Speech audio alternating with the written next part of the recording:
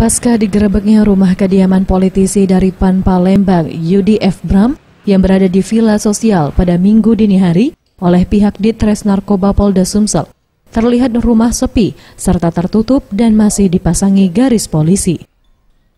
Menurut Syarkowi, petugas penjaga keamanan komplek, mengungkapkan bahwa penggerebekan berlangsung sekitar pukul 2 dini hari dan pada saat penggerebekan ditangkap beberapa orang wanita serta anggota PAN Palembang Yudi F. Bram dan 2 orang laki-laki yang tidak diketahui identitasnya. Yudi itu digerebek. Jam berapa, Pak? Sekitar jam 2 gitu. Sekitar jam 2, cewek itu ada Namiko, tidak tahunya laki-lakinya berapa uang, tidak tahu dia. Tapi positif Yudi ditangkap, Pak? Positif Yudi yang dibawa, karena ada mobil BG2. BG2 itu kan jelas Yudi yang punya.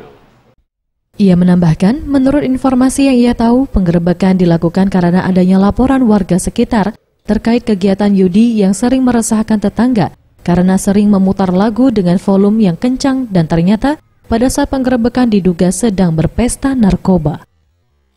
Farel Dusatria, Septiawan Rizky, Sriwijaya TV.